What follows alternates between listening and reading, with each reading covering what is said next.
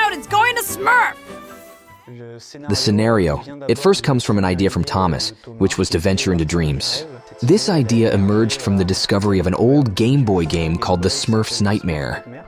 We were actually very much used to always seeing the Smurfs in very localized environments.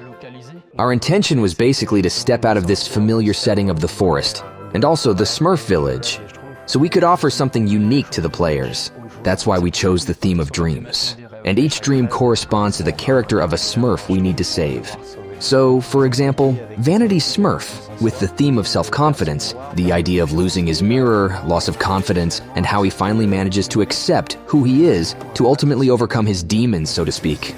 So all these gameplay ideas, experiences, came from studying common recurring dreams. My favorite is the sequence where the Smurf finds himself in his underwear being watched by giant Smurfs. It's very burlesque. The expression of the theme is done both artistically, with unique worlds in terms of environment and atmosphere, which connect with the theme addressed. For example, with Smurfette, we have an environment split into two parts, an idyllic world and a more arid, evil world, which represents Smurfette's good side that we know, and her past as Dark Smurfette, created by Gargamel. So, in each world, you have your gadgets, which unlock new actions and skills. This has allowed us to build very strong universes. We draw inspiration from Peyo with very simple but very colorful shapes. We were inspired by some Pixar or Disney movies like Soul, Wreck-It Ralph, and Trolls, but mostly from the latest Smurfs movie, The Lost Village, with its very successful artistic direction. Since the Smurf world is set in a miniature world, all the details are much bigger. The 3D artists who worked on the decor elements were greatly inspired by real objects. For example, in the cook's world with lots of food, candies, cakes, they observed these elements to see how light reflects, how the material reacts.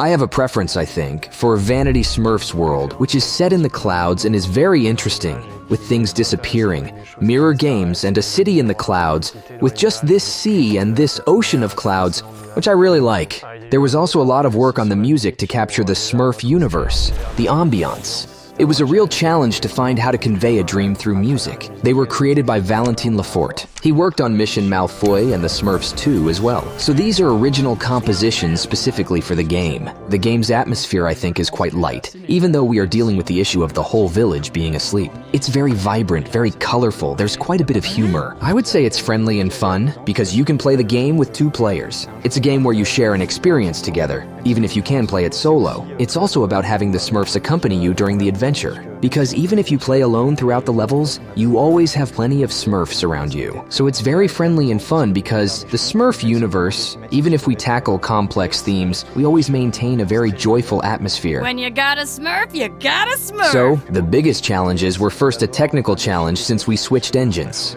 Compared to Marsupilami, where we used Unity, we switched to Unreal, so we had to learn during production how to use the tool.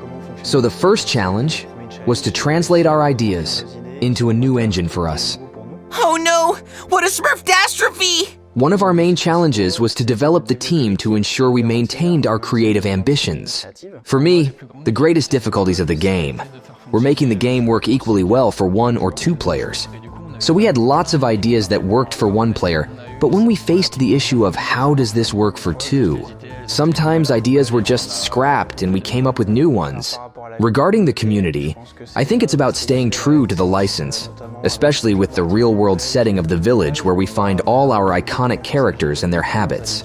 And then, it's about exploring a new world while keeping the codes of the license. So there's no need to know the license to play the game since it's an original, independent story. So it's a moment in the Smurf universe that players can experience without strong ties to other episodes of the license. Our work with the rights holder was quite smooth. We had a lot of freedom. I found the collaboration in terms of costumes.